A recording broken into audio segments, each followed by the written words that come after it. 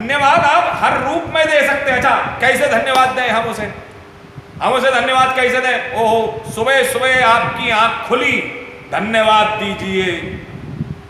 सुबह सुबह आपकी आंख खुली, जैसे ही आंख खुली धन्यवाद दीजिए। जय हो बाबा, तेरी बड़ा धन्यवाद है, तेरी कृपा प्रभु कि मेरी आंख खोल दी। अगर ये आंख नहीं खुलती तो क्या होता? जरा विचार करिए। क्षण प्रतिक्षण पल प्रतिपल धन्यवाद ज्ञापित किया जाता है साहब। आंख खोल दी, आधे से ज्यादा दुनिया में कम से कम दुनिया में 8 से 10 लाख लोग बिस्तर पर मर जाते हैं। 8 से 10 लाख लोगों का आंकड़ा है जो बिस्तर पे मर जाते हैं। अरे धन्यवाद है बाबा तेरा, धन्यवाद है प्रभु तेरा, धन्यवाद है कि तूने मुझे आज सवेरे मेरी आंख को खोल दिया, मैं उठ रहा हूं। अब सबसे पहले क्या करिए? सबसे पहले आंख खुलते ही जैसे ही आपकी आंख खुली धन्यवाद दीजिए। अब दूसरा धन्यवाद पुनः तैयार है। बोले हाथ पैर हिला के देखो, हाथ पैर हिल रहे, ओ बड़ा धन्यवाद बाबा तेरा, बड़ी कृपा है तेरी, बड़ा आशीर्वाद है। पुनः धन्यवाद कि मेरे को कोई कौमा उसमें वो लकवा नहीं मार गया रात में सोते में, मेरे ये हाथ पैर हिल रहे, मेरा सब कुछ चल रहा है। इट मीन्स कि I am perfectly all right. Again पे थैंक्स, गिव थैंक्स नहीं है, पे थैंक्स। धन्यवाद तुरंत पे करो, भगवान को ज्ञापित करिए,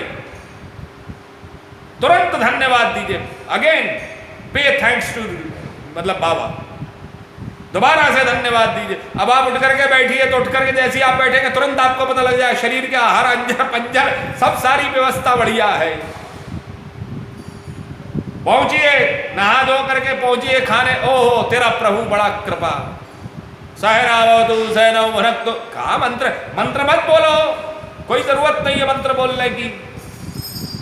आप मंत्र मत बोलिए, हाथ जोड़ करके केवल प्रभु धन्यवाद आपका, प्रभु बड़ी कृपा आपकी, बड़ा आशीर्वाद। तू मुझे खाने को ये तूने मुझे ब्रेकफास्ट दी। अब समस्या तो ये है वो सवेरा वो देर लेट होता है।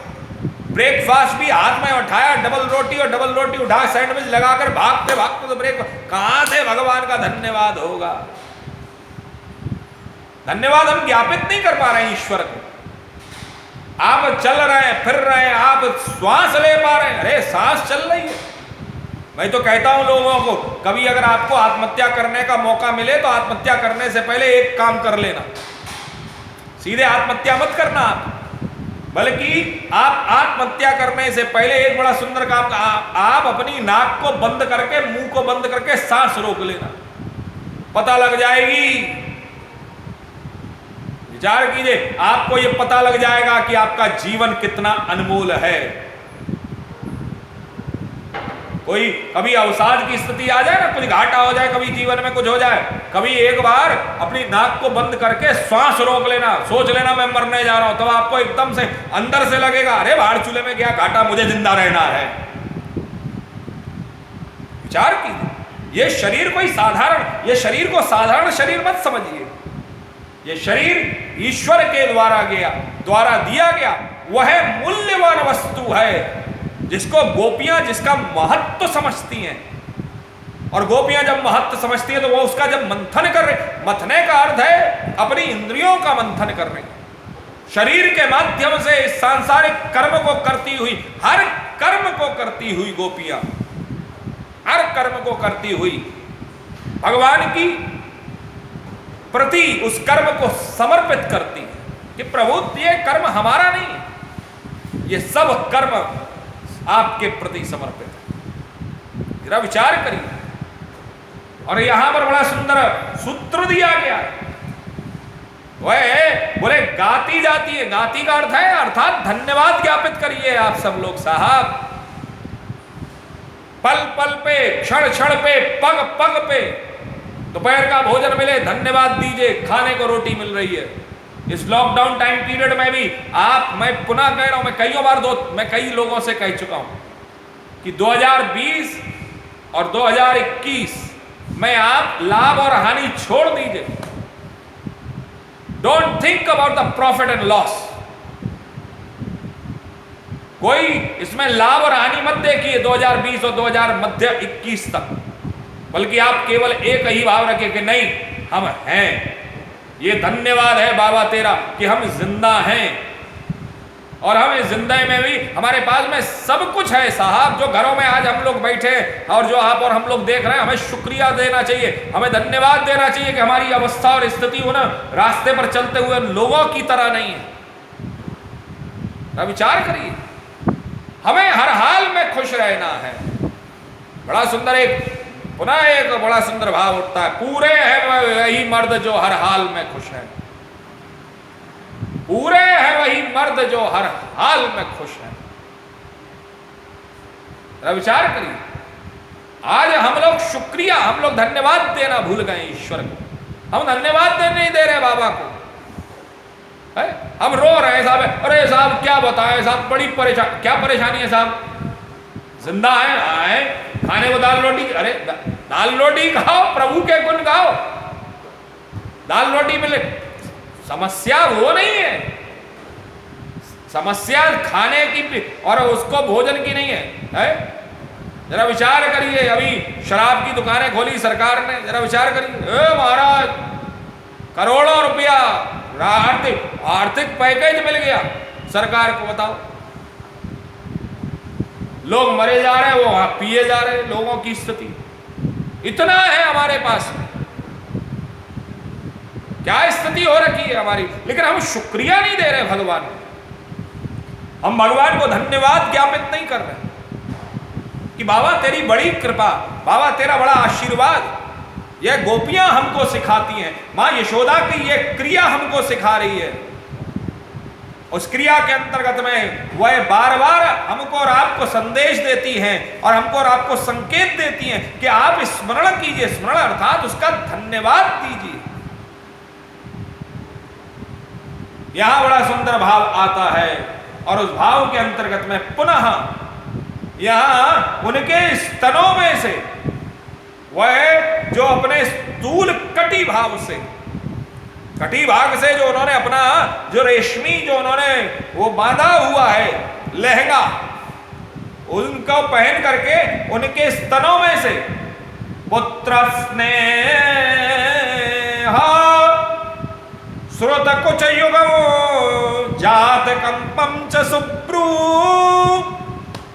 पुत्र के स्नेह के कारण से बोले उनके स्तनों में से दूध चूह रहा है साहब, दूध चूह रहा।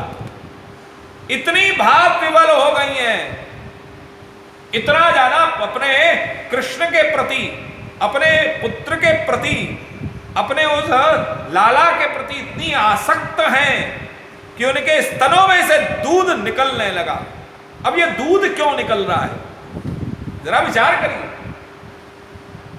वह मां यशोदा के स्तनों में से दूध इसलिए निकलता है, मंथन देखिए कितना मथा उधर जा रहा है, दही को और मथने के पीछे अच्छा कहां से निकल रहा, बोले स्तन में से निकल रहा। स्तन अर्थात उनके हृदय के ऊपर जो स्तन, और मन का रहता है, मन रहता है हृदय के अंदर। मन कहाँ रहता है, मन रहता है हृदय के अंदर। और जब मन हृदय के अंदर रहता है तो जरा विचार करिए स्थिति क्या है। मन रहता है हृदय के अंदर, तो मन में विचार आया कि मैं अपने लाला के लिए ताजा माखन की तैयारी करूं, तो मन में विचार आया तो स्तनों में से दूध निकलने लगा। क्यों निकलने लगा, क्योंकि स्तनों में बैठा हुआ वह दूध विचार करता है कि जब लाला उठेंगे, तो उसने तो मन में विचार ये किया था कि जब लाला उठेंगे तो मैया मुझे उठाकर, लाला को उठा करके अपने मेरे स्तन मुझसे लगाएगी, तो मेरा दूध जो है वो दूध मन में विचार करता है कि मैं अपने लाला के, अपने इष्ट के, अपने भगवान के, अपने जो है कांत के, अपने कृष्ण के मुख में जाऊंगा। लेकिन जैसे ही उसने माखन को मत्ते हुए देखा, स्तन में से वह दूध बाहर आने लगा, मानो वह कह रहा हो कि अब तो मेरा जीवन निरर्थक है साहब, निरर्थक, अब मेरा जीवन बेकार है। वह दूध चूहने लगा स्तन में। एक और भाव, बड़ा भाव विवल हो गया है। भाव विवल हो गया है। हमारे पास में अगर ईश्वर का दिया हुआ अगर कुछ है, जरा विचार कीजिए। हमारा जब ईश्वर, आज के समय में क्या हो रहा है, हम अगर दे भी रहे हैं तो हम दे भी अगर रहे हैं तो हम कईयों बार तो हमारा देना भी स्थिति ऐसी है, क्या कहें, देना भी स्थिति ऐसी हो गई कि हम सामने वाले को यह एहसास करा देते हैं कि देख तू गरीब है, हम तुझे दे रहे हैं। क्या जरूर आवश्यकता फिर क्या है? फिर आपका देने के पीछे का वो जो भाव है, वो भाव कहां गया, वो भाव कहां किधर चला गया? और क्या उस भाव से जो आप चाहते हैं, अच्छा होता क्या है, जरा विचार कीजिए।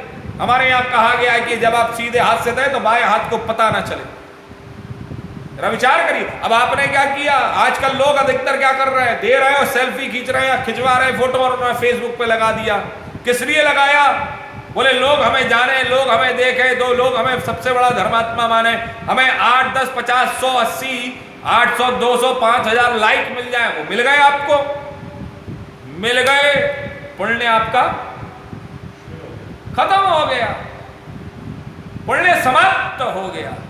क्योंकि आपका ध्येय क्या था? बोले लोग हमें पहचाने, और जो आपका ध्येय था वो आपको मिल गया। अब आगे आपको आवश्यकता क्या है? ये लीला हमको संकेत देती है कि मौन हो करके अपना कर्म करिए। वो दूध जो निकल रहा है वो कोई जो है घोषणा नहीं कर रहा है, वो घोषणा नहीं करता। बड़ा सुंदर चरित्र है ये। दशम स्कंद, श्रीमद् भागवत का दशम स्कंद 9वां अध्याय और पहला मंत्र से प्रारंभ होता है। दशम स्कंद अर्थात 5 कर्मेंद्रिय, 5 ज्ञानेंद्रिय, 9वां अध्याय अर्थात नवदा भक्ति, और एक पहले मंत्र से प्रारंभ अर्थात एक मन। इस मन का मंथन हो रहा है साहब, मन का मंथन हो रहा है। इस मन के मंथन की व्यवस्था चल रही है। और इस मन के बोले वो जो यहां बड़ा सुंदर है, वह यहां बड़ा सुंदर का जात कंपम, अर्थात स्तनों में से पुत्र के स्नेह के कारण से दूध, लेकिन वह दूध कप रहा है, वह कांप भी रहे हैं। जरा विचार की, जब आप लोग ये मंथन करेंगे तो आपकी स्थिति क्या होगी? ये हाथ आगे पीछे चलेगा तो आपके शरीर की स्थिति क्या होगी? ये कंपन होगा, आपके जो है वक्षस्थल जो है वो कंपन करेगा, क्योंकि श्रम हो रहा है। हम भगवान के लिए श्रम तो करें, भगवान के लिए। और यहां पर क्या विचार कीजिए, यहां पर बड़ा सुंदर कहा जा रहा है कि यहां मैया यशोदा के बोले रज्ज्वाकर्षाश्रम भुज चलत, रस्सियां चला रही हैं, रस्सियों को आगे पीछे कर रही हैं, तो क्या हो रहा है? कंकणों कुंडले च, बोले उस समय क्या हो रहा है? बोले उनके कंकड़ अर्थात चूड़ियां और कुंडल हिल रहे हैं। जब आप ऐसे करके आगे पीछे करेंगे तो क्या होगा? आपकी चूड़ियां जब जो है हिलेंगी और कानों के कुंडल हिल रहे हैं। स्वर्णम वक्रम कबर विगला मालती निर्ममंथा, बड़ा सुंदर। बोले पसीना चुह रहा है साहब, पसीना चुह रहा है। आज भगवान की सेवा करते में कितने लोगों का पसीना निकलता है? विचारणीय प्रश्न है। अर्थात हम भगवान की सेवा कर तो रहे लेकिन उसमें श्रम नहीं हो रहा है, उसमें हमारा पसीना नहीं निकल रहा है। और जब पसीना नहीं निकल रहा है तो विचार कीजिए क्या वह है हमारा श्रम? श्रम है? ओहो साहब, घरों में एसी लग गए। अब तो हमारे बाबा के दरबार में भी एसी लग गया साहब। वो बात अलग है, अभी तक यूजफुल नहीं हो रहा है। हाँ, अब तो लॉकडाउन में वो एसी नहीं चल पा रहा है, क्या करें? जरा विचार करिए। ये प्रावधान हमारे यहाँ घरों में, भगवान के घरों में या मंदिरों में जो प्रावधान, हमारे यहाँ पहले पंखे, आज भी श्रीनाथ जी आप जाइए, श्रीनाथ जी में जो पंखा, वहां पर कोई बत्ती नहीं है, वहां आज भी भगवान हमारे खपरेल में विराजमान है साहब, खपरेल में। गोसाई जी महाराज महल में विराजमान है। और वो गरीब किसान की खपरेल में विराजमान है। जरा विचार करिए, भगवान को आज भी पानी तेज पड़ता है तो पानी की बूंदें भगवान के ऊपर आती हैं, भगवान के ऊपर। वहां बत्ती नहीं है आज भी श्रीनाथ जी बाबा में, वहां पर बत्ती का प्रावधान नहीं। पंखा जो है वो बटन वाला नहीं है कि वो बटन दबाया और पंखा चल गया ना। हम लोग अपने घरों में ठाकुर जी के वो घर में जो मंदिर बनाते हैं ना, मंदिर, उस मंदिर में भी स्थिति क्या करते हैं, जरा विचार करिए। उस मंदिर में भी स्थिति हम लोग बड़ी सुंदर लाइटिंग का, ये प्रावधान नहीं है।